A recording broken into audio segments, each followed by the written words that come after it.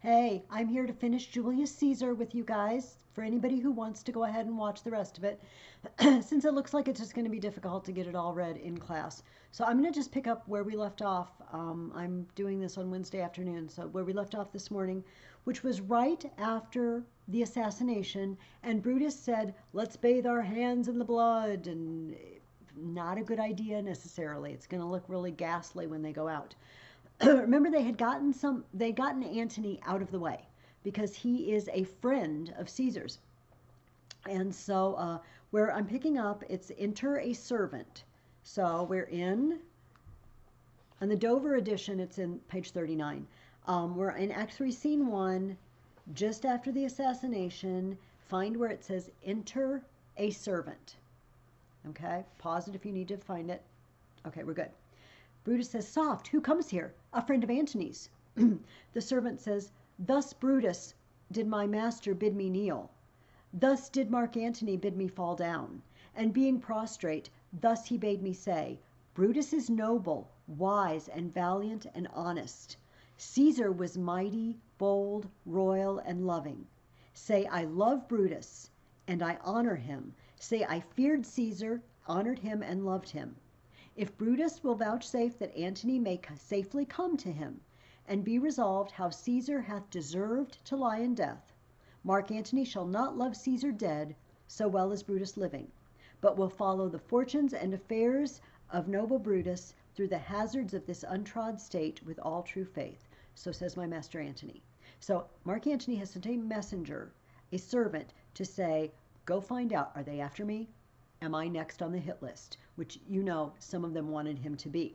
And he says, I loved Caesar, but Brutus is wise and noble, and all I want to know is why Caesar needed to die. Brutus answers him, "Thy master is a wise and valiant Roman. I never thought him worse. Tell him, so please him, come into this place. He shall be satisfied, and by my honor depart untouched." He's safe. He can come and talk to us. The servant, "I'll fetch him presently." "I know that we shall have him well to friend." Brutus still thinks Antony's going to get on our side. All we have to do is be reasonable with Antony. We just explain ourselves, and he's going to see it our way.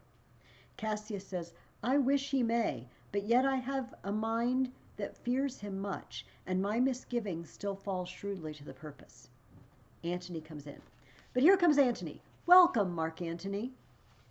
Okay, but Antony doesn't look at Brutus. He sees Caesar's dead, bloody body on the floor and says, "O mighty Caesar, dost thou lie so low? Are all thy conquests, glories, triumphs, spoils shrunk to this little measure?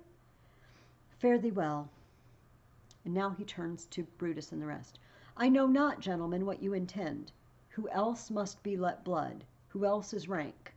If I myself, there is no hour so fit as Caesar's death hour, nor no instrument of half that worth as those your swords, made rich with the most noble blood of all this world.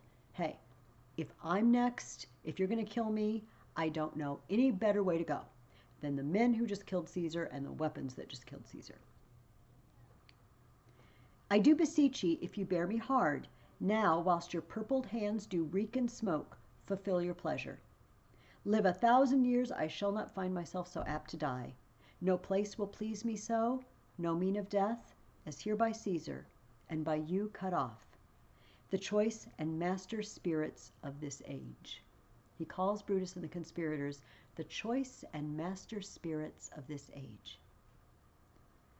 Brutus answers him, "O Antony, beg not your death of us, though now we must appear bloody and cruel, as by our hands and this present act you see we do. Yet you see, they see you but our hands and this the bleeding business they have done. Our hearts you see not. They are pitiful." In other words, they pity Caesar. They pity Rome. "And pity to the general wrong of Rome, as fire drives out fire, so pity, hath done this deed on Caesar. For your part, to you our swords have leaden points, Mark Antony. Our swords are blunt to you. Our arms in strength of malice, and our hearts of brothers' temper, do receive you in with all kind love, good thoughts and reverence." Cassius seconds this. "Your voice shall be as strong as any man's in the disposing of new dignities." Okay, when we hand out new offices for the government, you're going to be there. Brutus says, only be patient till we have appeased the multitude, beside themselves with fear, and then we will deliver you the cause why I, that did love Caesar when I struck him, have thus proceeded. Antony says, I doubt not of your wisdom. Let each man render me his bloody hand. And now Mark Antony's going to shake their bloody hands. First, Marcus Brutus, will I shake with you. Next, Caius Cassius, do I shake your hand. Next, Decius Brutus, yours. Now yours, Metellus, yours, Cinna, and my valiant Casca, yours. Though last, not least in love, yours, good Trebonius. Gentlemen all. Alas, what shall I say? My credit now stands on such slippery ground that one of two bad ways you must conceit me, either a coward or a flatterer. No matter what I say, I'm going to look bad. Either I look like a coward because I don't avenge Caesar, or a flatterer if I say anything good towards you. That I did love thee, Caesar, oh, 'tis true. If then thy spirit look upon us now, shall it not grieve thee dearer than thy death, to see thy Antony making his peace, shaking the bloody fingers of thy foes? Most noble, in the presence of thy corse, had I as many eyes as thou hast wounds, weeping as fast as they stream forth thy blood, it would become me better than to close in terms of friendship with thine enemies. Pardon me, Julius. Here wast thou bade, brave heart, here didst thou fall, and here thy hunters stand, signed in thy spoil, and crimsoned in thy lethe. O world, thou wast the forest to this heart, and this indeed, O world, the heart of thee. He's making a play on words. A heart is a deer. And he's talking about him being attacked like a hunter attacks a deer, but he's also the heart of Rome. How like a deer strucken by many princes dost thou here lie. Cassius interrupts him, Mark Antony. But pardon me, Caius Cassius, the enemies of Caesar shall say this. Then in a friend it is cold modesty. I blame you not for praising Caesar so, but what compact mean you to have with us? Will you be pricked in the number of our friends? Or shall we on and not depend on you? Are you with us or against us? Antony says, therefore I took your hands, but was indeed swayed from the point by looking down on Caesar. Friends am I with you all, and love you all, upon the hope that you shall give me reasons why and wherein Caesar was dangerous. Brutus says, or else this was a savage spectacle. Our reasons are so full of good regard that were you, Antony, the son of Caesar, you should be satisfied. That's all I seek, and am moreover suitor that I may produce his body to the marketplace and in the pulpit as becomes a friend, speak in the order of his funeral. Brutus says, you shall, Mark Antony. Antony wants to hold a funeral for Caesar, a public funeral, and he wants to say a few words. And Brutus just, oh, sure. Cassius pulls Brutus aside. Brutus, a word with you. You know not what you do. Do not consent that Antony speak in his funeral. Know you how much the people may be moved by that which he will utter? This guy is Caesar's friend. You don't know what he's going to say in public. You don't know what he's going to say about you. He could stir the people up. This is not a good idea. Again, Brutus is trying to take a course that's a bad idea.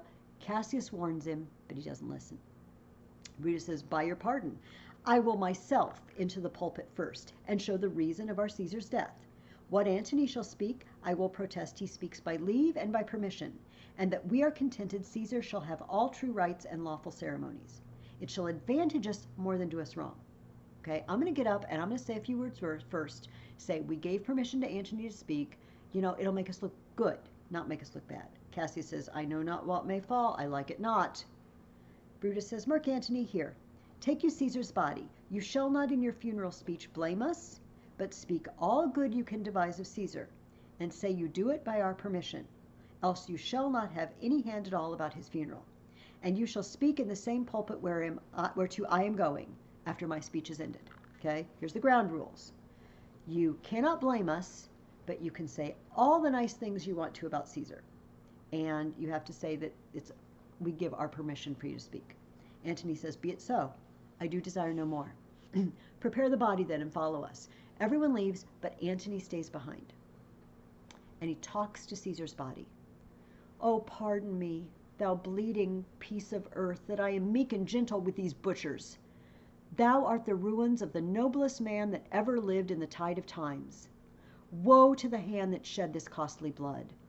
Over thy wounds now do I prophesy, which like dumb mouths do ope their ruby lips, to beg the voice and utterance of my tongue. A curse shall light upon the limbs of men. Domestic fury and fierce civil strife shall cumber all the parts of Italy. Blood and destruction shall be so in use, and dreadful objects so familiar, that mothers shall but smile when they behold their infants quartered with the hands of war. All pity choked with custom of fell deeds, and Caesar's spirit ranging for revenge. With Ate, our note says the goddess of discord, Ate by his side come hot from hell, shall in these confines with a monarch's voice cry, havoc, and let slip the dogs of war. That this foul deed shall smell above the earth with carrion men groaning for burial. All right. I think you get the gist of it, even if you don't understand everything he said. He said, they're going to pay. Rome's going to pay. There's going to be blood, destruction, strife, war. They are going to be made to look the foul fiends and butchers that they are. Of course, that's not what he said in their presence, is it? Okay, a servant comes in, and Antony says to him, you serve Octavius Caesar, do you not? I do, Mark Antony. Caesar did right for him to come to Rome. He did receive his letters and is coming, and bid me say to you by word of mouth, and suddenly he sees the body. Oh, Caesar! Thy heart is big, get thee apart and weep. Passion I see is catching, for mine eyes, seeing those beads of sorrow stand in thine, begin to water. Is thy master coming? His master being Octavius. He lies tonight within 7 leagues of Rome.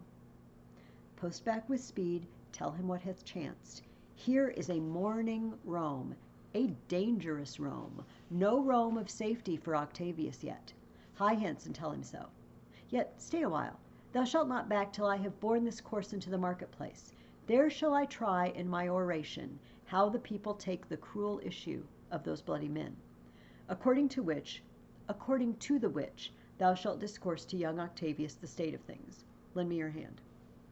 So they get the body ready, and before he sends the servant back to Octavius, he wants to hold the funeral, and in what he says, he wants to find out how are the general people feeling about Brutus and Cassius. How are they feeling about Julius Caesar? And he wants to warn Octavius before he comes into Rome what he should expect to find, what the mood of the people is. Okay, in scene 2, we're in the Forum.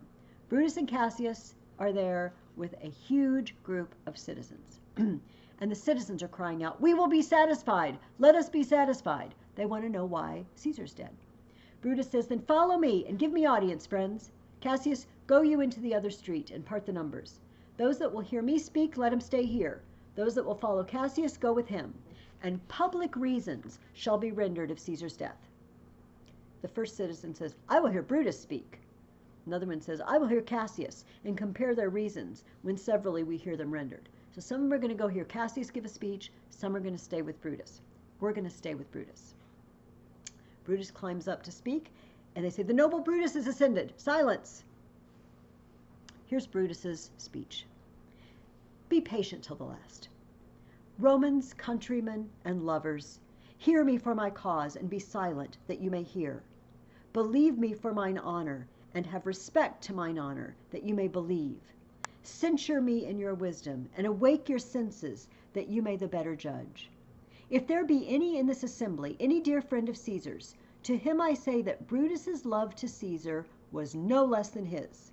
If then that friend demand why Brutus rose against Caesar, this is my answer. Not that I loved Caesar less, but that I loved Rome more.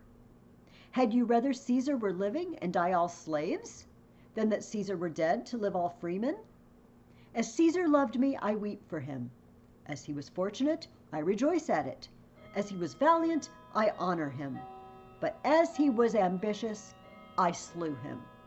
There is tears for his love, joy for his fortune, honor for his valor, and death for his ambition. Who is here so base that would be a bondman? If any, speak, For him I have offended. Who is here so rude that would not be a Roman? If any, speak. For him I have offended. Who is here so vile that will not love his country? If any, speak. For him I have offended. I pause for a reply. They all shout, none, Brutus, none. Then none have I offended. I have done no more to Caesar than you shall do to Brutus. The question of his death is enrolled in the Capitol. His glory not extenuated, wherein he was worthy, nor his offenses enforced, for which he suffered death. Okay, here comes Antony carrying Caesar's body. Here comes his body, mourned by Mark Antony, who, though he had no hand in his death, shall receive the benefit of his dying, a place in the commonwealth, as which of you shall not?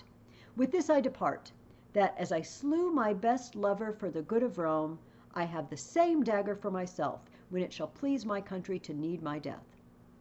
Oh, they're won over. Live, Brutus, live!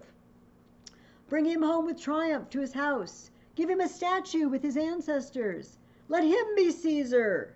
Caesar's better parts shall be crowned in Brutus. We'll bring him to his house with shouts and clamors. Brutus tries to calm him down. My countrymen. Peace, silence, Brutus speaks. Peace, oh! Good countrymen, let me depart alone, and for my sake stay here with Antony. Do grace Caesar's corpse, and grace his speech, tending to Caesar's glories, which Mark Antony by our permission is allowed to make. I do entreat you, not a man depart, save I alone, till Antony have spoke. Stay, ho! Let us hear Mark Antony. Let him go up into the public chair. We'll hear him. Noble Antony, go up. For Brutus's sake, Antony says, I am beholding to you. All right? What does he say of Brutus? He says, for Brutus's sake, he finds himself beholding to us all. 'Twas best he speak no harm of Brutus here. This Caesar was a tyrant. Nay, that's certain. We are blessed that Rome is rid of him. Peace. Let's hear what Antony has to say. Okay, so listen to what the citizens, they're completely swayed by Brutus, right? Brutus is great. We want to put up statues of him with his great ancestor that was the other one who got rid of the kings. Let's public acclamations and shout and take him home and party in the streets. Boy, Caesar was a rascal. He was quite the tyrant, wasn't he? This is the general feeling. Now let's see what happens when Antony gets up. He starts out, you gentle Romans, peace, ho, let's hear him speak.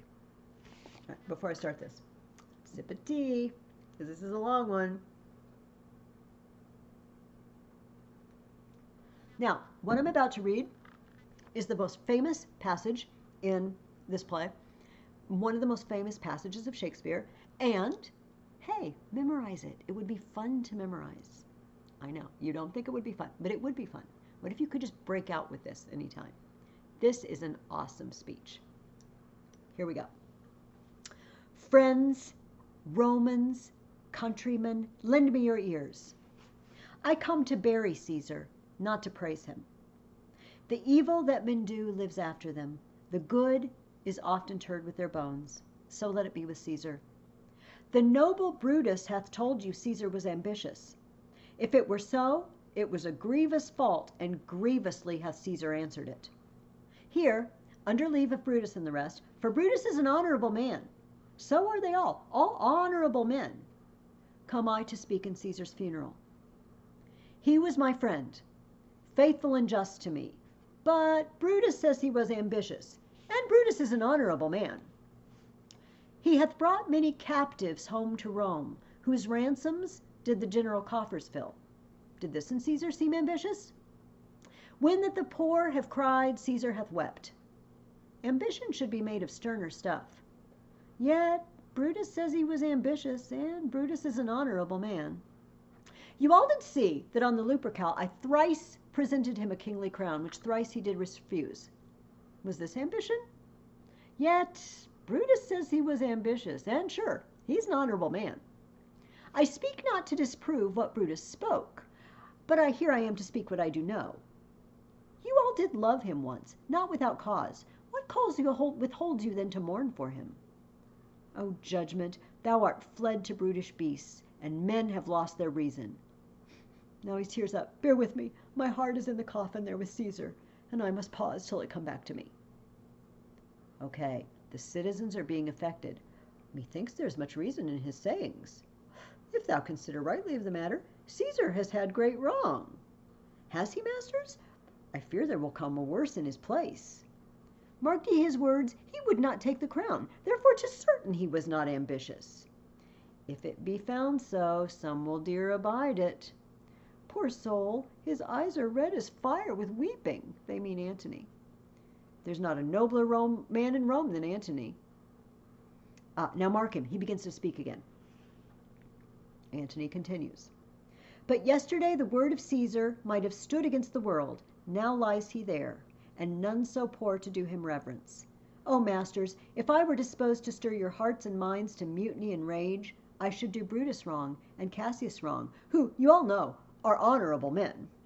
I will not do them wrong. I rather choose to wrong the dead, to wrong myself and you, than I will wrong such honorable men. But here's a parchment with the seal of Caesar. I found it in his closet. 'Tis his will.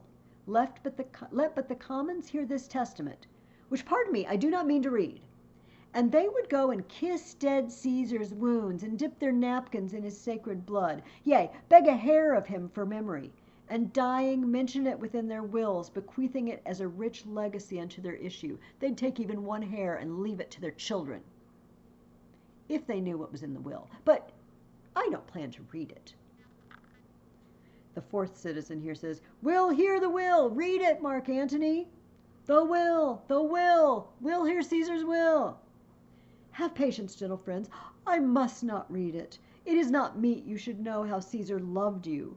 You are not wood, you are not stones, but men. And being men, hearing the will of Caesar, it will inflame you. It will make you mad. 'Tis good you know not that you are his heirs. For if you should, oh, what would come of it?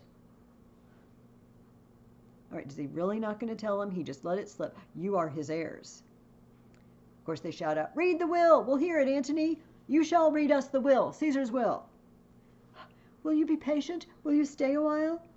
I have o'ershot myself to tell you of it. I fear I wrong the honorable men whose daggers have stabbed Caesar. I do fear it. They were traitors, honorable men. The will, the testament. They were villains, murderers. The will, read the will.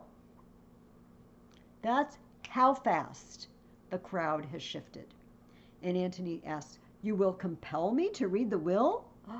Then make a ring about the corpse of Caesar, and let me show you him that made the will. Shall I descend? He wants to come down from the stage. Will you give me leave? Come down, descend. You shall have leave. A ring, stand round. Stand round, stand from the hearse, stand from the body. Room for Antony, most noble Antony. Okay, so he comes. Now stand back, bear room. Now he's showing them the body. If you have tears, prepare to shed them now. You all do know this mantle, his cloak. I remember the first time ever Caesar put it on. 'Twas on a summer's evening in his tent, that day he overcame the Nervii. He just reminded them of his military exploits that were helpful to Rome. Look, in this place ran Cassius's dagger through. See what a rent the envious Casca made. Through this the well-loved Brutus stabbed, and as he plucked his cursed steel away, mark how the blood of Caesar followed it, as rushing out of doors, to be resolved if Brutus so unkindly knocked or no. For Brutus, as you know, was Caesar's angel. Judge, O you gods, how dearly Caesar loved him. This, Brutus's cut, this was the most unkindest cut of all. For when the noble Caesar saw him stab, ingratitude, more strong than traitor's arms, quite vanquished him. Then burst his mighty heart, and in his mantle muffling up his face, even at the base of Pompey's statue, which all the while ran blood, great Caesar fell. Okay, here's Shakespeare's brilliance. Caesar was not actually assassinated right at the foot of a statue of Pompey. In the play, he is. How poetic. The guy that he drove to death, that he chased to death in Egypt, at the foot of his statue is where he falls. Oh, what a fall was there, my countrymen! Then I and you and all of us fell down, whilst bloody treason flourished over us. Oh, now you weep. The people are starting to cry. And I perceive you feel the dint of pity. These are gracious drops. Kind souls, what weep you, when you but behold our Caesar's vesture wounded? Look you here. Here is himself, marred, as you see, with traitors. Okay, he's taken the cloak off and he's showing his body. Oh, piteous spectacle! Oh, noble Caesar! Oh, woeful day! Oh, traitors, traitors! Oh, most bloody sight! We will be revenge! Revenge! About! Seek, burn, fire, kill, slay! Let not a traitor live! Antony says, stay, countrymen. Peace there, the noble Antony. We'll hear him. We'll follow him. We'll die with him. Good friends, sweet friends, let me not stir you up to such a sudden flood of mutiny. They that have done this deed are honorable. What private griefs they have, alas, I know not, that made them do it. They are wise and honorable, and will, no doubt, with reasons answer you. I come not, friends, to steal your hearts away. Really? I am no orator, as Brutus is. But as you know me all, a plain, blunt man, that love my friend, and they that know full well that gave me public leave to speak of him. For I have neither wit, nor words, nor worth, action, nor utterance, nor the power of speech to stir men's blood. I only speak right on. I tell you that which you yourselves do know. Show you sweet Caesar's wounds, poor dumb mouths, and bid them speak for me. But were I Brutus and Brutus Antony, there were an Antony who would ruffle up your spirits and put a tongue in every wound of Caesar that should move the stones of Rome to rise in mutiny. Right? Antony says, you know, I'm not really a public speaker. Brutus, he's really a great public speaker. And I'm just a plain blunt man. I just call it like it is. Do we believe that? Antony has masterfully twisted the feelings of the crowd. So in Aristotle's Rhetorics, there's various ways to appeal to someone when you're giving a speech. One is appeal to reason, right? Giving them reasoned explanations, which is what Brutus did. He was very logical and methodical. You know, I loved him, but I loved Rome more. He was ambitious, and I wanted to save you all, and here's my reasons. Another is an appeal to emotion. Antony goes straight for emotion. He waves the will around. Oh, guess what Caesar left you? He shows them the dead body. He shows them the individual tears in the cloak where the knives went through. And that repetition, but Brutus is an honorable man, over and over, but less meaning it every single time he says it. It's brilliant. Okay, but he's not done yet. They yell, the crowd yells out, we'll mutiny, we'll burn the house of Brutus. Away then, come, seek the conspirators. Antony's trying to slow him down. Hear me, countrymen, hear me. Peace, ho, most noble Antony. Why, friends, you go to do you know not what. Wherein hath Caesar thus deserved your loves? Alas, you know not. Why do you love Caesar so much? I must tell you then. You have forgot the will I told you of. Most true, the will. Let's stay and hear the will. Here is the will under Caesar's seal. To every Roman citizen he gives, to every several man, 75 drachmas. Most noble Caesar will revenge his death. O royal Caesar. Hear me, have patience. Peace, ho. Moreover, he hath left you all his walks, his private arbors, and new planted orchards on the side of Tiber. He hath left them you and your heirs forever, common pleasures, to walk abroad and recreate yourselves. Here was a Caesar. When comes such another? Never, never. Come, away, away. We'll burn his body in the holy place, and with brands fire the traitors' houses. Take up the body. Go fetch fire. Pluck down benches. All right, they all run off, and Antony, after they're left, says, now let it work. Mischief, thou art afoot. Take thou what course thou wilt. It's a setup. I mean, he may have liked Caesar, but this whole thing was a setup to turn the mob off on Brutus and Cassius. All right, the servant comes in, and he says, Sir Octavius has already come to Rome. Where is he? He and Lepidus are at Caesar's house. Thither will I straight to visit him. He comes upon a wish. Fortune is merry, and in this mood will give us anything. All right, Octavius came at a good time because events are going our way. I heard him say Brutus and Cassius are rid like madmen through the gates of Rome. They've already run off. Belike they had some notice of the people, how I had moved them. Bring me to Octavius.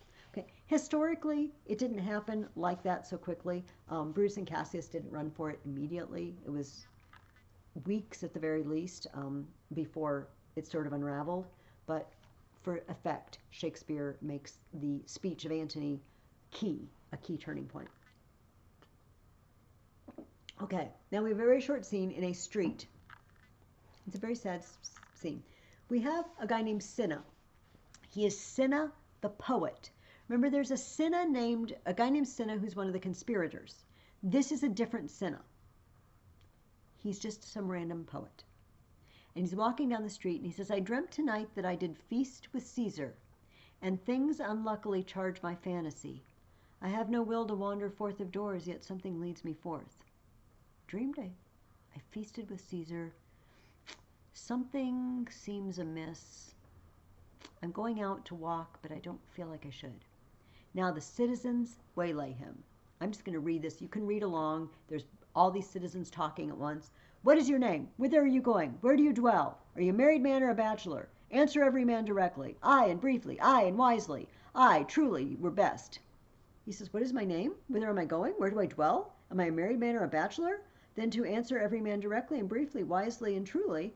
Wisely, I say I am a bachelor. That's as much as to say they are fools that marry. You'll bear me a bang for that, I fear. Proceed directly. Directly, I'm going to Caesar's funeral. As a friend or an enemy? As a friend. That matter is answered directly. For your dwelling, briefly. Where do you live? I dwell by the Capitol. Your name, sir, truly. Truly, my name is Cinna. Tear him to pieces. He's a conspirator. I am Cinna the poet. I am Cinna the poet. Tear him for his bad verses. Tear him for his bad verses. I am not Cinna the conspirator. It's no matter. His name's Cinna. Pluck but his name out of his heart and turn him going. All right. So they attack him and they call for firebrands and they go off to the houses of the various conspirators to burn them down. Okay. Act 4. We see Antony, Octavius, and Lepidus, that second triumvirate, seated at a table. They are making a list of people who need to die. People who are not going to be on their side, who are pro-Brutus and Cassius, who are anti-Caesar. Antony says, these many then shall die. Their names are pricked. Octavius says, your brother too must die. Consent you, Lepidus? I do consent.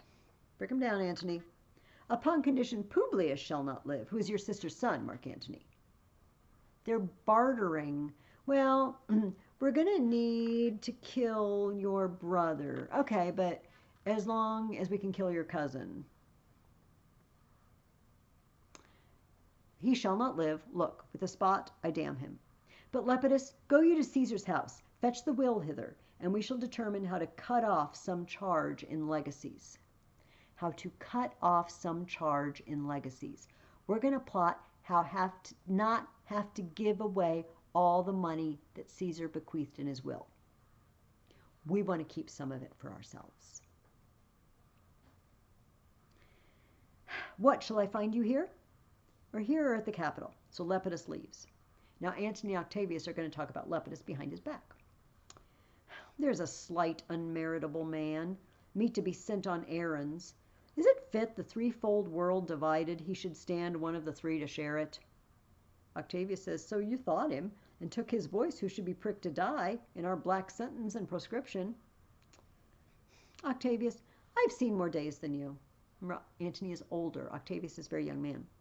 And though we lay these honors on this man, to ease ourselves of divers slanderous loads, he shall but bear them as the ass bears gold, to groan and sweat under the business, either led or driven as we point the way, and having brought our treasure where we will, then take we down his load and turn him off, like to the empty ass, to shake his ears or graze in commons. Lepidus is basically our beast of burden. He will do jobs for us. He will serve our needs, and then we'll be getting rid of him. He won't be in power for long. Octavius says, you may do your will, but he's a tried and valiant soldier. Antony says, so is my horse, Octavius, and for that I do appoint him a store of provender.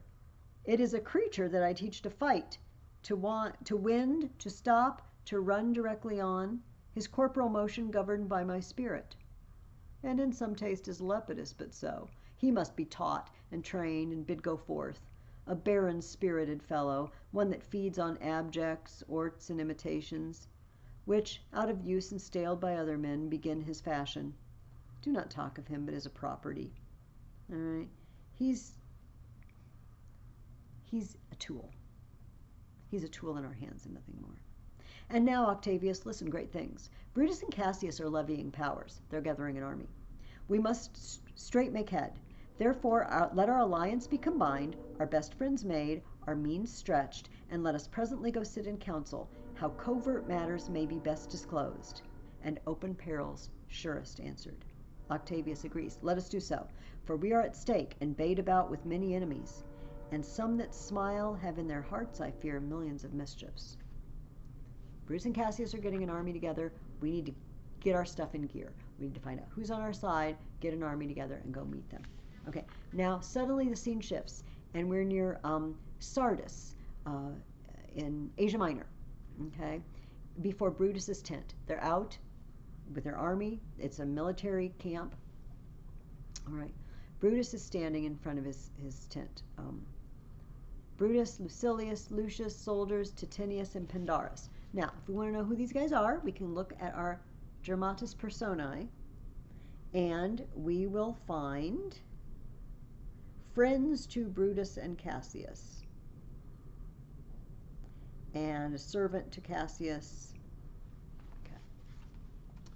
Brutus, stand ho! Give the word ho and stand. What now, Lucilius? Is Cassius near? He is at hand, and Pindarus has come to do you salutation from his master. He greets me well. Your master, Cassius is his master, Pindarus, in his own change, or by ill officers, hath given me some worthy cause to wish things done undone. But if he be at hand, I shall be satisfied. There's trouble in paradise. Cassius has done something to tick Brutus off. They've given him some worthy cause to wish things done undone. But his servant, Pindarus, answers, I doubt not but that my noble master will appear such as he is, full of regard and honor. He is not doubted. A word, Lucilius. How he received you, let me be resolved. I sent you to Cassius with a message. How did he act? With courtesy and with respect enough, but not with such familiar instances, nor with such free and friendly conference as he hath used of old. He's not as friendly as he used to be. Thou hast described a hot friend cooling. Ever note, Lucilius, when love begins to sicken and decay, it useth an enforced ceremony. There are no tricks in plain and simple faith, but hollow men, like horses hot at hand, make gallant show and promise of their mettle. But when they should endure the bloody spur, they fall their crests, and like deceitful jades, sink on the trial. Okay? Friends are sometimes like a horse that shows power and speed, but not for the long haul. Comes his army on. They mean this night in Sardis to be quartered. The greater part, the horse in general, are come with Cassius. Okay, they hear soldiers arriving. Brutus says, hark, he has arrived. March gently on to meet him. Cassius comes, and there's, stand ho, stand, stand. They're all calling their soldiers to stop. And Cassius comes forward and he says, most noble brother, you have done me wrong. Brutus says, judge me, you gods. Wrong I mine enemies? And if not so, how should I wrong a brother? Brutus, this sober form of yours hides wrongs, and when you do them, Cassius, be content. Speak your grief softly. I do know you well. Before the eyes of both our armies here, which should perceive nothing but love from us, let us not wrangle. Bid them move away. Then in my tent, Cassius, enlarge your griefs, and I will give you audience. We should not fight in front of the men. We need to present a united front here. Pindarus, bid our commanders lead their charges off a little from this ground. Lucilius, you do the like. And let no man come to our tent till we have done our conference. Let Lucius and Titanius guard the door. Okay? Just go straight. The next scene really isn't a change. They go inside the tent. Cassius is going to complain. That you have wronged me doth appear in this. You have condemned and noted Lucius Pella for taking bribes here of the Sardians, wherein my letters, praying on his side, because I knew the man, were slighted off. Okay?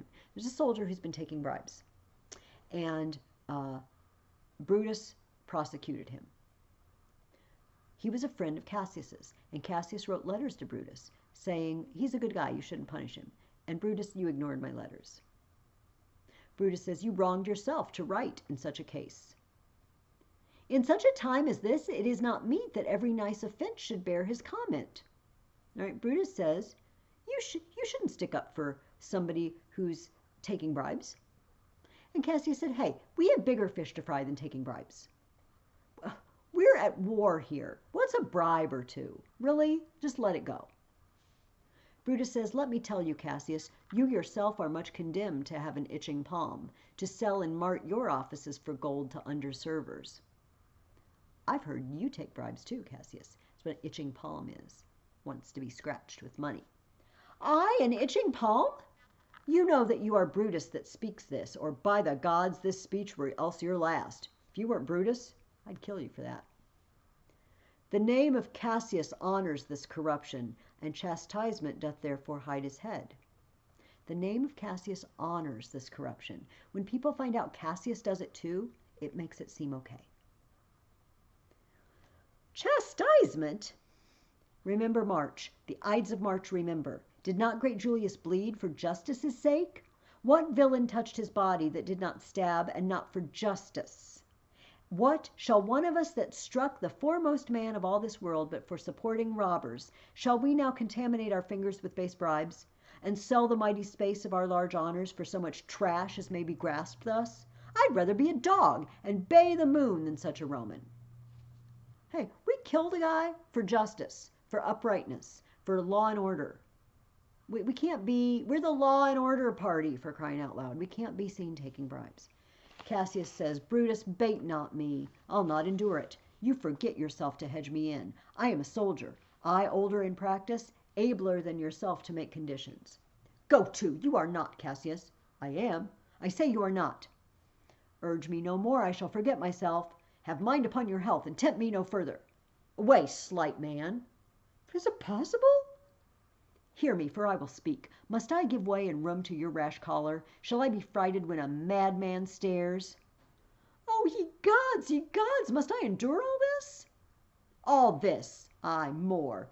Fret till your proud heart break. Go show your slaves how choleric you are, and make your bondmen tremble. Must I budge? Must I observe you? Must I stand and crouch under your testy humor? By the gods, you shall digest the venom of your spleen, though it do split you. For from this day forth I'll use you for my mirth, yea, for my laughter when you are waspish. Is it come to this? You say you are a better soldier. Let it appear so. Make your vaunting true, and it shall please me well. For mine own part, I shall be glad to learn of noble men. You wrong me in every way, Brutus. I said an elder soldier, not a better. Did I say better? If you did, I care not. When Caesar lived, he durst not thus have moved me. Cassius says to Brutus, hey, when Caesar was alive, he wouldn't even talk to me like this. And I killed him. Brutus says, peace, peace. You durst not have tempted him so. I durst not? No. What? Durst not tempt him? For your life you durst not. Do not presume too much upon my love. I may do that I shall be sorry for. You have done that which you should be sorry for. There is no terror, Cassius, in your threats, for I am armed so strong in honesty that they pass me by as an idle wind, which I respect not.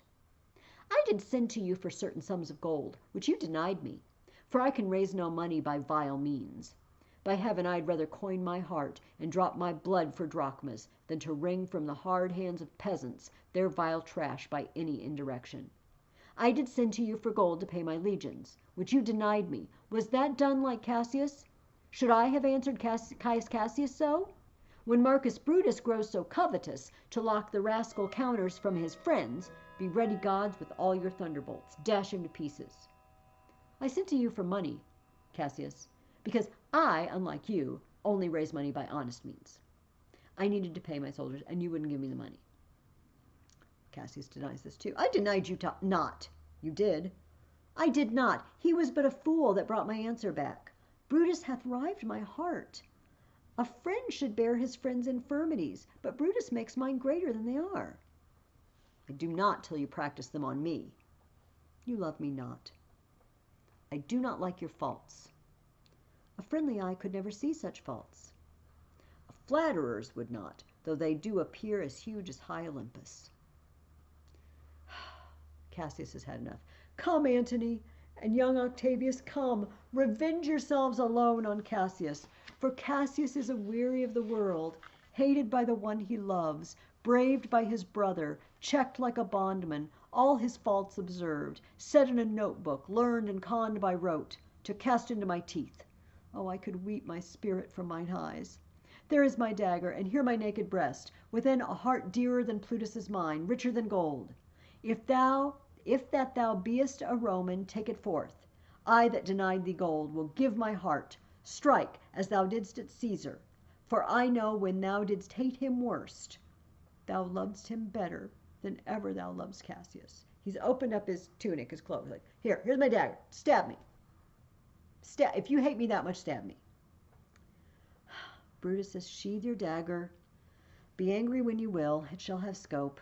Do what you will. Dishonor shall be humor. No, Cassius, you are yoked with a lamb that carries anger as the flint bears fire, who much enforced shows a hasty spark, and straight is cold again. Cassius, I'm just like a spark, like flint striking a spark. I get hot fast, I cool off fast.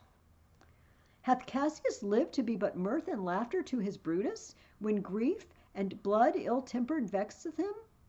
When I spoke that, got my finger in the mic. Brutus says, when I spoke that, I was ill-tempered too. Do you confess so much? Give me your hand, and my heart too. Oh, Brutus, what's the matter? Have you not love enough to bear with me when that rash humor which my mother gave me makes me forgetful? Yes, Cassius, and from henceforth, when you are over-earnest with your Brutus, he'll think your mother chides and leave you so. All right, now, a poet, someone who's outside the tent, has heard them yelling and arguing, and he wants to break in. Let me go in and see the generals. There's some grudge between them. It is not meet they be alone. And Lucilius is trying to keep him out. You shall not come to them. Nothing but death shall stay me. So he runs in, followed by all the guards outside. And Cassius says, how now? What's the matter? The poet says, for shame, you generals. What do you mean? Love and be friends, as two such men should be. For I have seen more years, I'm sure, than ye. Ha! How vilely doth this cynic rhyme. Get you hence, Sirrah, saucy fellow, hence. Bear with him, Brutus, 'tis his fashion. I'll know his humor when he knows his time. What should the wars do with these jigging fools? Companion, hence. Away, be gone. Okay, so they get rid of the interruption. Brutus says, Lucilius and Titanius, bid the commanders prepare to lodge their companies tonight. And come yourselves and bring Messala with you immediately to us. All right, they leave. And Brutus still has little Lucius, his serving boy, who was bringing him a candle earlier in the play. Lucius, a bowl of wine. I did not think you could have been so angry. Oh, Cassius, I am sick of many griefs. Of your philosophy you make no use, if you give place to accidental evils.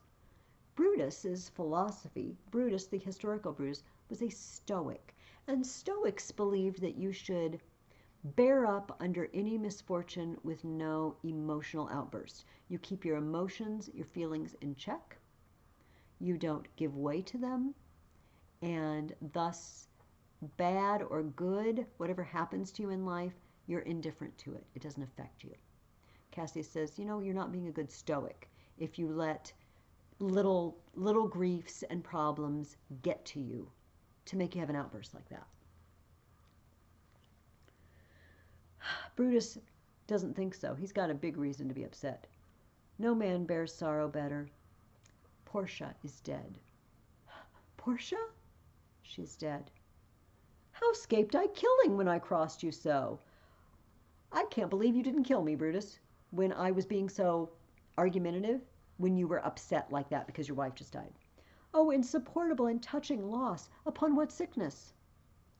Impatient of my absence, and grief that young Octavius with Mark Antony have made themselves so strong, for with her death that tidings came. With this she fell distract, and her attendants absent swallowed fire. My note, if you have the Dover edition, according to Plutarch, Portia put burning coals in her mouth and then kept her lips closed until she choked.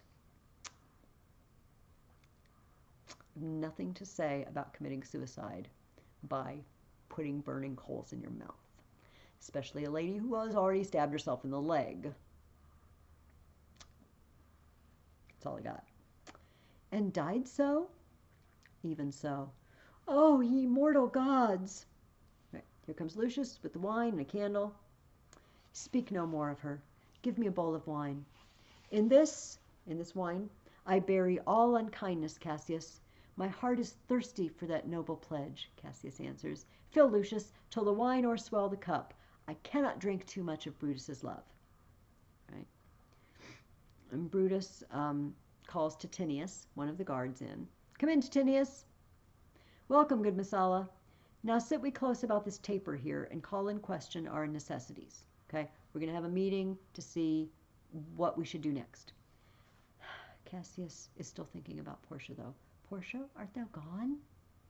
No more, I pray you. Messala, I have here received letters that young Octavius and Mark Antony come down upon us with a mighty power, bending their expedition towards Philippi. Myself have letters of the selfsame tenor. With what addition? That by prescription and bills of outlawry, Octavius, Antony, and Lepidus have put to death 100 senators. Okay, so they're getting reports from what's going on the other side. They've put to death 100 senators who didn't seem to be on their side. They are advancing and setting up their armies at Philippi. And yes, Philippi is the same Philippi that the book to the Philippians in the New Testament was written to.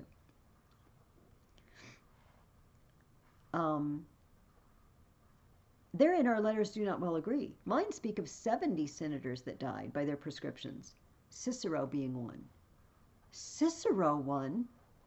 Cicero is dead, and by that order of prescription. Had you letters from your wife, my lord? No, Messala. Nor nothing in your letters writ of her? Nothing, Messala. That methinks is strange. Why ask you? Hear you aught of her in yours? No, my lord. Now, as you are a Roman, tell me true. Then like a Roman bear the truth I tell, for certain she is dead, and by strange manner.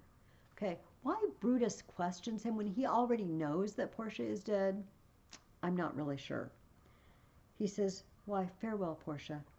We must die, Messala. With meditating that she must die once, I have the patience to endure it now. Even so, great men, great losses should endure. This is the way a great man endures suffering, like a stoic. I have as much of this in art as you, but yet my nature could not bear it so. Cassius, I couldn't put up with it like a stoic. Cassius is not a stoic.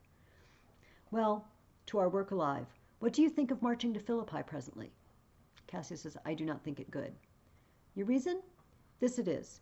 'Tis better that the enemy seek us. So shall he waste his means, weary his soldiers, doing himself offense, whilst we lying still are full of rest, defense, and nimbleness. Now, remember, every time there's a difference of opinion about what they should do, Brutus wins, and he always gives bad advice. Should we have Cicero join our conspiracy? No.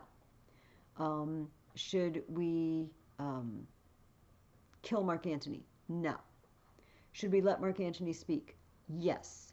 Should we, this wasn't really a difference, but we should bathe our hands in the blood. Now, the question is, should they march to meet the enemy at Philippi, or should they let the enemy come to them? Cassius has just made a very good idea, pronounced a very good idea. Let them march to us. They'll be worn out, and we'll be resting the whole time.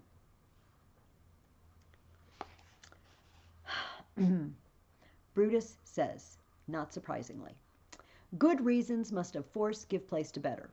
The people twixt Philippi and this ground do stand but in forced affection, for they have grudged us contribution. The enemy marching along by them shall make a fuller number up, come on refreshed, new added, and encouraged. From which advantage shall we cut him off if at Philippi we do face him there? These people at our back. Okay, all the people that live between us and Philippi don't seem real friendly to us. And if Antony and Octavius march through, they're going to join their other side. And their side's going to reach us fully restocked with fresh soldiers who have a grudge against us. Cassius tries to reason with him. Hear me, good brother. Under your pardon, you must note beside that we have tried the utmost of our friends. Our legions are brimful, our cause is ripe, the enemy increaseth every day. We at the height are ready to decline. All right. Also, Cassius, remember, we are at our height. We're not going to get any new soldiers. We're not going to get anyone else to come over to our side. But the other side, Octavius and Antony, keep having new recruits. People keep deciding their side is the side to join. All right. And we need to act while we have the strength. Brutus says this about it. There is a tide in the affairs of men which, taken at the flood, leads on to fortune. All right. Fortunes are like the rising tide and falling tide. And if you're in a boat and you want to go out, you go out with the rising tide. You don't go out at low tide. Our tide's at the high, Cassius. Let's roll them out. Omitted, in other words, if you don't take the chance, all the voyage of their life is bound in shallows and in miseries. On such a full sea are we now afloat, and we must take the current when it serves, or lose our ventures. Cassius gives in again. Then with your will, go on. We'll along ourselves and meet them at Philippi. The deep of night is crept upon our talk, and nature must obey necessity, which we will niggard with a little rest. There is no more to say? No more. Good night. Early tomorrow we will rise and hence. All right. So everybody leaves. It's time for bed. He calls, Lucius, my gown. Farewell, good Messala. Good night, Titanius. Noble Cassius, good night and good repose. Oh, my dear brother, this was an ill beginning of the night. Never come such division between our souls. Let it not, Brutus. Everything is well. Good night, my lord. Good night, good brother. Good night, Lord Brutus. Farewell, everyone. Okay, everyone leaves but Brutus, and Lucius brings him his dressing gown. Give me the gown. Where is thy instrument? Here in the tent. What, thou speakest drowsily, poor knave, I blame thee not. Thou art o'erwatched. You've been staying up late a lot. Call Claudius and some other of my men. I'll have them sleep on cushions in my tent. Lucius calls out, Vero and Claudius. They come in. Calls, my lord? I pray you, sirs, lie in my tent and sleep. It may be I shall raise you by and by on business to my brother Cassius. So please you, we will stand and watch your pleasure. I will not have it so. Lie down, good sirs. It may be I shall otherwise bethink me. Look, Lucius, here's the book I sought for so. I put it in the pocket of my gown. All right, so he's had these two guys to come in. They want to stand and watch, but Brutus always is right. Brutus says, no, lie down. I might send you on a message, I might not. Lay down. Lucius, go find your musical instrument. And while he's putting on his dressing gown, picture like a robe, he reaches into a pocket. He's been looking for a book that he can't find, apparently. He's like, oh, here's the book I've sought for. I put it in the pocket of my gown. Again, remember the guys who couldn't find the direction of east? Brutus is the mastermind of this whole thing, and he can't keep track of his personal belongings. Lucius says, I was sure your lordship did not give it to me. Apparently he had asked Lucius, have you seen my book? Bear with me, good boy, I am much forgetful. Canst thou hold up thy heavy eyes a while, and touch thy instrument a strain or two? Ay, my lord, and it please you. It does, my boy. I trouble thee too much, but thou art willing. It is my duty, sir. I should not urge thy duty past thy might. I know young bloods look for a time of rest. I have slept, my lord, already. It was well done, and thou shalt sleep again. I will not hold thee long. If I do live, I will be good to thee. So Lucius plays a lyre, a harp, or something, and is singing. This is a sleepy tune. O murderous slumber, layest thou thy leaden mace upon my boy that plays thee music? Apparently, he played for a little while and he fell asleep. That's the way it's usually acted out. Because he starts playing, but Brutus says, layest thy leaden mace upon my boy. Sleep has knocked him out, like bonking him on the head with a mace. Gentle knave, good night. I will not do thee so much wrong to wake thee. If thou dost not, thou breakst thy instrument. I'll take it from thee. And good boy, good night. Now he picks up the book. Let me see. Is not the leaf turned down where I left reading? Here it is, I think. I'm going to read. But in comes the ghost of Caesar. Oh, yeah. And you know how sometimes supernatural things, like in movies, the candle flickers or goes out. So the candle starts flickering. Brutus says, how ill this taper burns. Ha! Who comes here? I think it is the weakness of mine eyes that shapes this monstrous apparition. It comes upon me. Art thou anything? Art thou some god, some angel, or some devil that makest my blood cold and my hair to stare? Speak to me what thou art. Thy evil spirit, Brutus. Okay. This is weird because it's Caesar's ghost. But he says he's Brutus's evil spirit. Do you remember when Brutus was saying that they had to kill Caesar, but he wished they could get to Caesar's spirit, because it's really the spirit of Caesar that he's fighting against, right? Not Caesar himself. But unfortunately, you can't get to people's spirits without ripping their bodies open. So they got to stab him. What is the spirit of Caesar? Caesar is tyrant. We would say he's bossy. He wants his own way. He thinks his way is right. Oh, shoot. Who does that sound like? This is starting to sound a bit like Brutus. Does Brutus have Caesar's spirit? Might Brutus have become the very tyrant that he fights against, given time? We don't know. But it's very interesting. The spirit doesn't say, I'm the spirit of Caesar that you just murdered. He says, I am your evil spirit, Brutus. Why comest thou? To tell thee thou shalt see me at Philippi. Well then, I shall see thee again? Aye, at Philippi. Why, I will see thee at Philippi then. Not much of a conversation. I suppose if a ghost comes in your room suddenly, it's hard to think of something really good, good conversations to keep up with the ghost. The ghost leaves or vanishes. Now I have taken heart, thou vanishest. Ill spirit, I would hold more talk with thee. Boy, Lucius, Pharaoh, Claudius, sirs, awake! Claudius! The strings, my lord, are false. He still thinks he's at his instrument. Lucius, awake! My lord, didst thou dream, Lucius, that thou criedst out so? He didn't cry out. My lord, I did not know that I did cry. Yes, that thou didst. Didst thou see anything? Nothing, my lord. Sleep again. Lucius! Sirrah, Claudius! Fellow, thou, awake! My lord? My lord? Why did you so cry out, sirs, in your sleep? Did we, my lord? Aye. Saw you anything? No, my lord, I saw nothing. Nor I, my lord. Go and commend me to my brother Cassius. Bid him set on his powers betimes before, and we will follow. It shall be done, my lord. All right.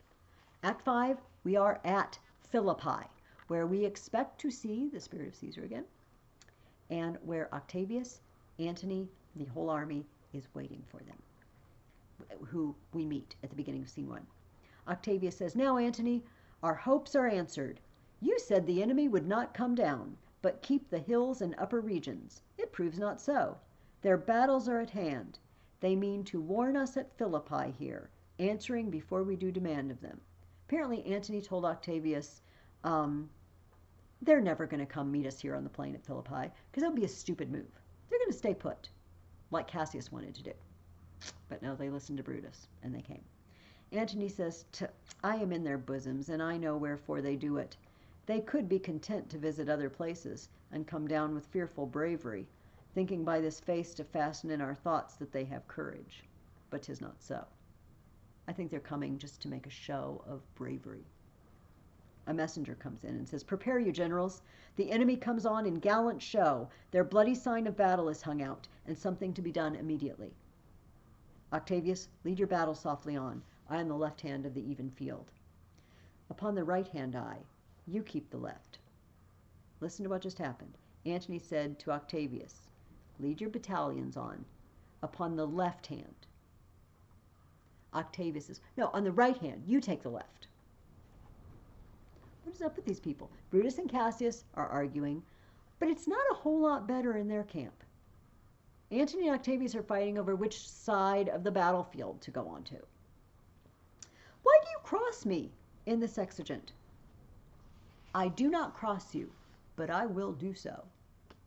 All right. Now, Brutus and Cassius and the rest of them march up. This is not an attack. This is sort of we lay down our arms and we're having a parley, okay, a discussion. Brutus says, they stand and would have parley. Stand fast, Titanius. We must out and talk. Mark Antony, shall we give sign of battle? Octavius says. Antony, no, Caesar. We will answer on their charge. Make forth. The generals would have some words. Stir not until the signal. Words before blows. Is it so, countrymen? Octavius says, not that we love words better as you do. Good words are better than bad strokes, Octavius. In your bad strokes, Brutus, you give good words. Witness the hole you made in Caesar's heart, crying, long live, hail Caesar! Cassius says, Antony, the posture of your blows are yet unknown, but for your words they rob the Hybla bees and leave them honeyless. All right? Hey, we know Brutus can fight. He stabbed a guy to death. We really haven't seen you fight yet. The posture of your blows are yet unknown, but your words are like honey. You're just a talker. I don't think you're much of a fighter at all. Antony says they might be honeyless, but not stingless too. Oh yes, and soundless too, for you've stolen all their buzzing, Antony, and very wisely threat before you sting. Villains, you did not so when your vile daggers hacked one another in the sides of Caesar. You showed your teeth like apes, fawned like hounds, and bowed like bondmen, kissing Caesar's feet, while damned Casca, like a cur, behind struck Caesar on the neck. Oh, you flatterers. They're arguing over who's the bigger talker. Is Antony just a talker, a smooth talker with his honeyed words? Or are the conspirators just talkers? They're flatterers, the way they flattered Caesar to set him up. Flatterers. Now, Brutus, thank yourself. This tongue had not offended so today if Cassius might have ruled. Let's check that again. Now, Brutus, thank yourself. This tongue, whose tongue? Antony's, had not offended so today if Cassius might have ruled. If I'd had my way, we would have killed him the day we killed Caesar. But you wouldn't do it. You have all this arguing and all these insults. Yourself to blame. Octavius says, come, the cause. If arguing make us sweat, the proof of it will turn to redder drops. Look, I draw a sword against conspirators. When think you the sword goes up again? Never till Caesar's 33 wounds be well avenged, or till another Caesar have added slaughter to the sword of traitors. Right, Octavius is just ready to fight. I'm done talking. I'm taking out my sword, and you know when I put it back? When I have avenged my great uncle. Brutus says, Caesar, thou canst not die by traitors' hands unless thou bringst them with thee. All right. Octavius says, if I get killed by traitors, that'll stop me. And Brutus says, hey, the only traitors here you might have with you. We're not traitors. So I hope I was not born to die on Brutus's sword. Oh, if thou wert the noblest of thy strain, young man, thou couldst not die more honorable. A peevish schoolboy, worthless of such honor, joined with a masker and a reveler. Cassius says, Octavius, you're a schoolboy, and Antony, you're a party boy. What an enemy. Old Cassius still. All right, this is not getting anywhere. Octavius says, come away, Antony. Defiance, traitors, hurl we in your teeth.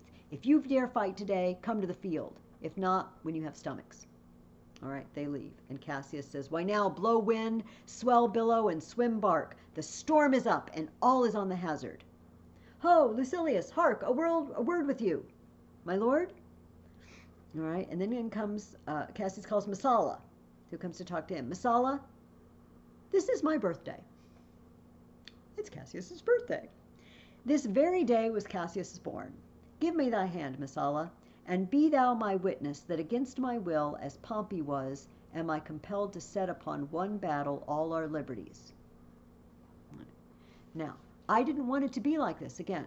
It was not my advice to march to Philippi and hazard it all in one battle. But that's what Brutus wanted. He goes on.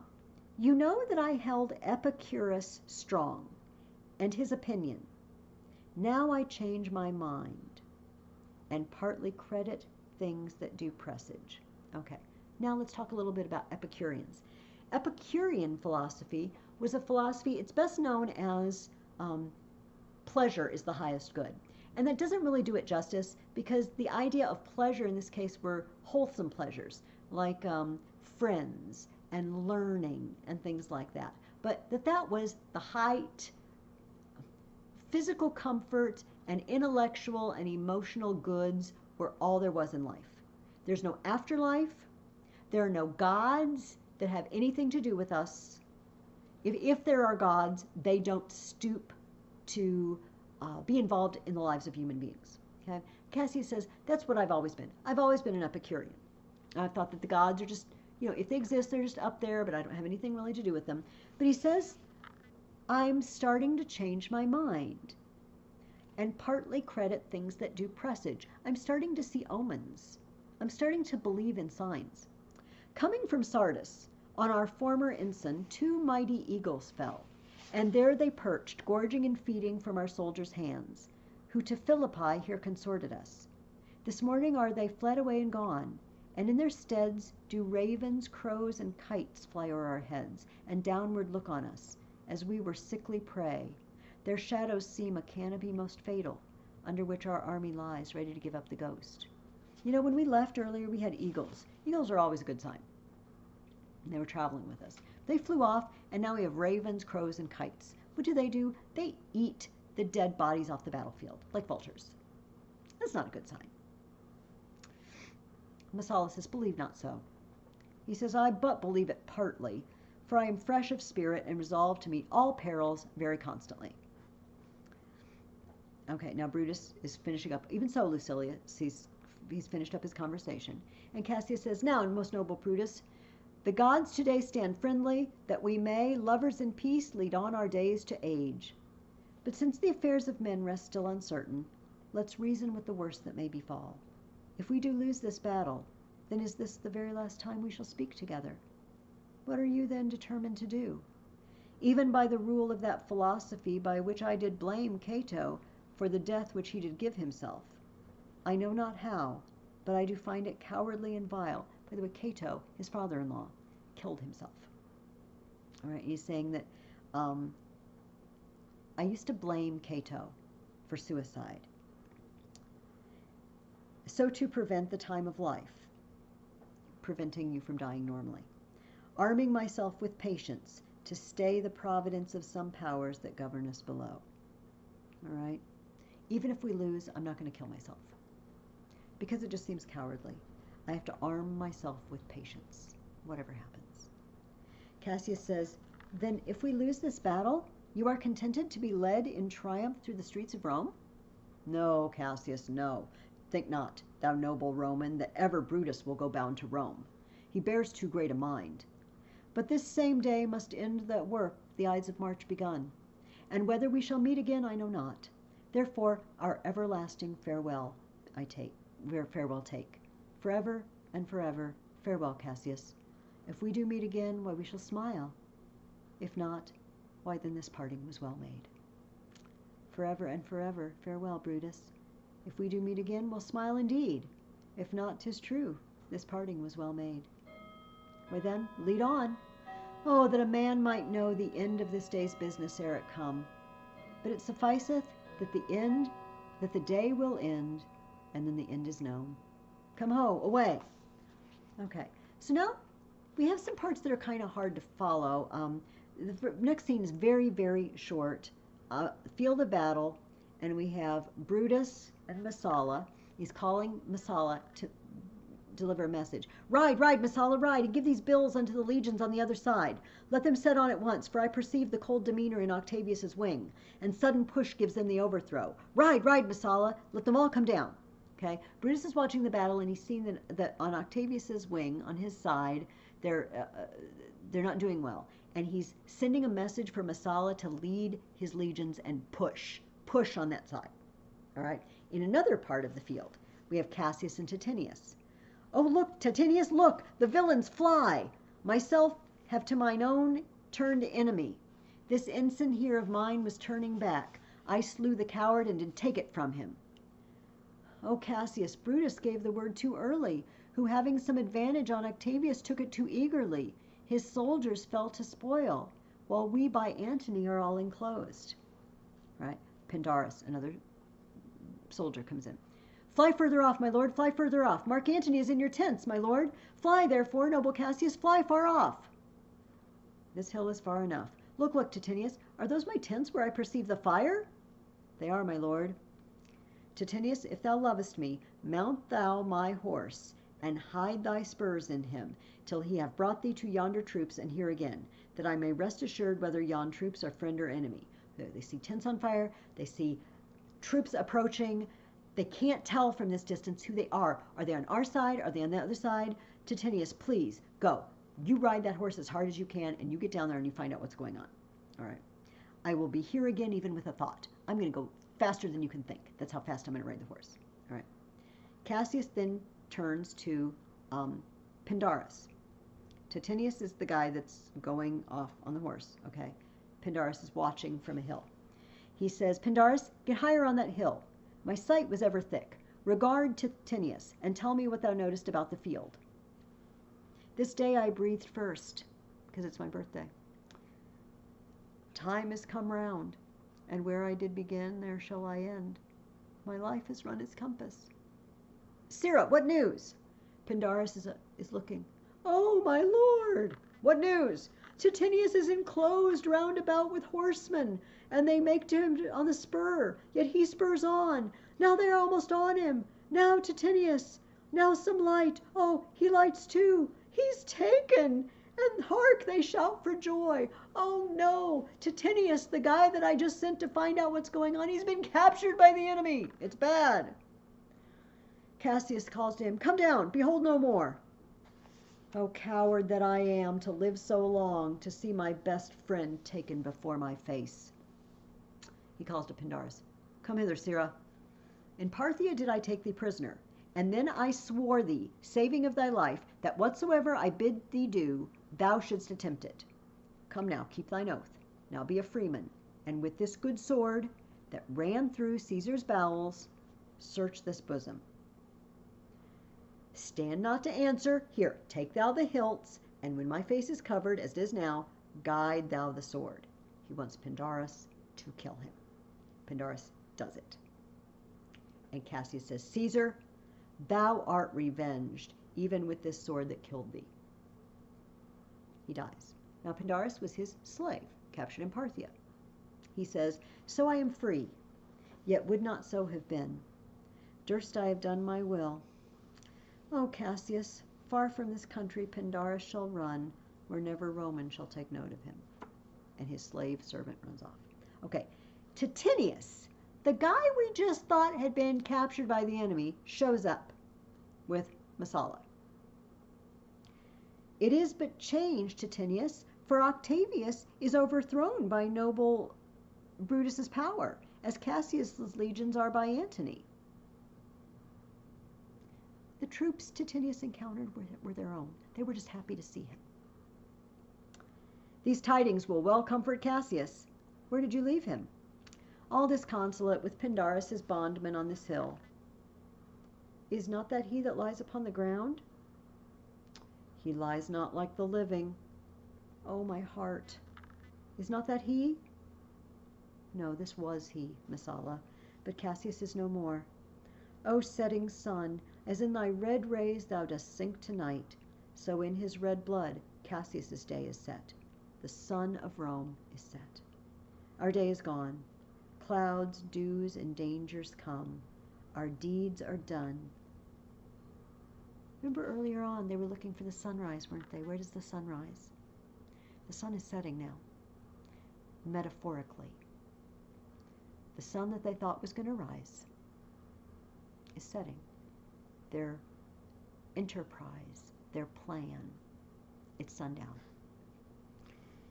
He says, mistrust of my success hath done this deed. He misunderstood. He thought I was captured. Mistrust of good success hath done this deed. O hateful error, melancholy's child, why dost thou show to the apt thoughts of men the things that are not so? Why do people make mistakes like this? O error, soon conceived, thou never comest unto a happy birth, but killest the mother that engendered thee. What, Pindarus? Where art thou, Pindarus? Seek him, Titanius, while I go to meet the noble Brutus, thrusting this report into his ears. I may say thrusting it, for piercing steel and darts and venom shall be as welcome to the ears of Brutus as tidings of this sight. Hi, you Messala. Titanius has sent Messala off to look for Pindarus. And I will seek for Pindarus a while. Okay, now Titanius is alone. Why didst thou send me forth, brave Cassius? Did I not meet thy friends? And did not they put on my brows this wreath of victory, and bid me give it thee? Didst thou not hear their shouts? Alas, thou hast misconstrued everything. Thou hast misconstrued everything. Killing Caesar, that it was going to bring the Republic back, that everything was going to go smoothly, that everybody was going to be on your side. You have misconstrued everything. But hold thee, take this garland on thy brow. Thy Brutus bid me give it thee, and I will do his bidding. Brutus, come apace, and see how I regarded Caius Cassius. By your leave, gods, this is the Roman's part. Come Cassius's sword, and find Titanius's heart. And he kills himself over Cassius's body. Right? Messala has found Brutus. He's come back. Where, Messala, doth his body lie? Lo, yonder, and Titanius is mourning it. Titanius's face is upward. He is slain. O Julius Caesar, thou art mighty yet. Thy spirit walks abroad and turns our swords into our own proper entrails. Brave Titanius, look whether he have not crowned dead Cassius. Are yet 2 Romans living such as these? The last of all the Romans, fare thee well. It is impossible that ever Rome should breed thy fellows. Friends, I owe more tears to this dead man than you shall see me pay. I shall find time, Cassius, I shall find time. Come therefore, and to Thasos send his body. His funerals shall not be in our camp, lest it discomfort us. Lucilius, come, and come, young Cato, let us to the field. Labio and Flavius, set our battles on. 'Tis 3 o'clock, and Romans, yet ere night, we shall try fortune in a second fight. Brutus isn't given up yet, all right? But the day continues on another part of the field. We now have Brutus, Cato, Lucilius, and others fighting. Brutus says, Yet, countrymen, oh, yet hold up your heads. What bastard doth not? Who will go with me? I will proclaim my name about the field. I am the son of Marcus Cato, ho! A foe to tyrants, and my country's friend. I am the son of Marcus Cato, ho! Okay, now, the son of Marcus Cato.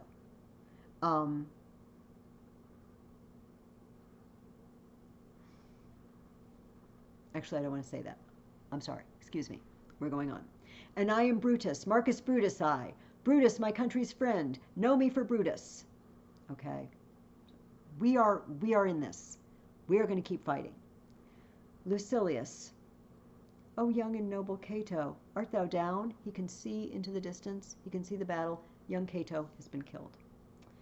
Why, now thou diest as bravely as Titanius, and mayest be honored, being Cato's son. All right, a soldier comes up to Lucilius and says, Yield, or thou diest. only I yield to die. There is so much that thou wilt kill me straight. Kill Brutus and be honored in his death. All right. So Lucilius says to the soldier, kill Brutus and be honored in his death. Lucilius is pretending to be Brutus. We must not. A noble prisoner. Room, ho, tell Antony Brutus is taken. I'll tell the news. Here comes the general. And Antony comes in. Brutus is taken. Brutus is taken, my lord. Where is he? Safe, Antony. He looks around. He knows Lucilius isn't Brutus. He knows what Brutus looks like. So he looks around. Where is he? Lucilius says, safe, Antony. Brutus is safe enough. I dare assure thee that no enemy shall ever take alive the noble Brutus. The gods defend him from so great a shame.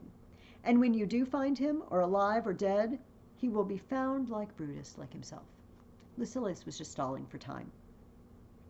Antony says, this is not Brutus, friend, but I assure you a prize no less in worth. Keep this man safe. Give him all kindness. I'd rather have such men my friends than enemies. Go on and see whether Brutus be alive or dead, and bring us word to Octavius's tent, how everything has chanced. Right. The battle goes on, and we're back with Brutus. Come, poor friends. Come, poor remains of friends. Rest on this rock. Statilius showed the torchlight, but my lord, he came not back. He is taken or slain. Sit thee down, Clytus. Slaying is the word. It is a deed in fashion. Hark thee, Clytus. What, I, my lord? Oh, he whispers to him. Whispers something he wants him to do. What, I, my lord? Not for all the world. Peace then, no words. I'd rather kill myself. Hark thee, Dardanius. And Brutus whispers to Dardanius. Shall I do such a deed? All right. And then Clytus and Dardanius commiserate with each other. Oh, Dardanius, oh, Clytus, what ill request did Brutus make to thee? To kill him, Clytus. Look, he meditates. Now is that noble vessel full of grief that it runs over even at his eyes. Brutus is looking for another guy to kill him now. Come hither, good Volumnius. List a word. What says my lord? Why this, Volumnius. The ghost of Caesar hath appeared to me 2 several times by night, at Sardis once, and this last night, here in Philippi fields. I know my hour is come. Not so, my lord. Nay, I'm sure it is, Volumnius. Thou seest the world, Volumnius, how it goes. Our enemies have beat us to the pit. It is more worthy to leap in ourselves than tarry till they push us. Good Volumnius, thou knowest that we two went to school together. Even for that our love of old, I prithee, hold thou my sword hilts while I run on it. That's not an office for a friend, my lord. Fly, fly, my lord, there's no tarrying here. Farewell to you, and you, Volumnius. Strato, thou hast been all this while asleep. Farewell to thee too, Strato. Countrymen, my heart doth joy that yet in all my life I found no man but he was true to me. I shall have glory by this losing day, more than Octavius and Mark Antony by this vile conquest they shall attain to. So fare you well at once, for Brutus's tongue hath almost ended his life's history. Night hangs upon mine eyes, my bones would rest, that have but labored to attain this hour. You're trying to get him to flee. Fly, fly, my lord! Hence I will follow. And they all run out. I prithee, Strato, stay thou by thy lord. Thou art a fellow of good respect. Thy life hath had some smatch of honour in it. Hold then my sword, and turn away thy face, while I do run upon it. Wilt thou, Strato? He says, give me your hand first. Fare you well, my lord. Farewell, good Strato. And he runs unto his sword. Caesar, now be still. I killed not thee with half so good a will. And in come Octavius, Antony, and the rest of their army, Lucilius and Messala, who've been captured. Octavius says, what man is that? My master's man. Strato, where is thy master? Free from the bondage you are in, Messala. The conquerors can but make a fire of him. For Brutus only overcame himself, and no man else hath honor by his death. So Brutus should be found. I thank thee, Brutus, thou hast proved Lucilius' saying true. Lucilius had said, no one will take Brutus alive. All that served Brutus, I will entertain them. In other words, I'll take them into my service. Everybody who was on Brutus's army can now enlist in my army. Fellow, wilt thou bestow thy time with me? Aye, if Messala will prefer me to you. Do so, good Messala. How died my master, Strathtoe? I held the sword, and he did run on it. Octavius, then take him to follow thee, that did the latest service to thy master, to my master. Antony says, this was the noblest Roman of them all.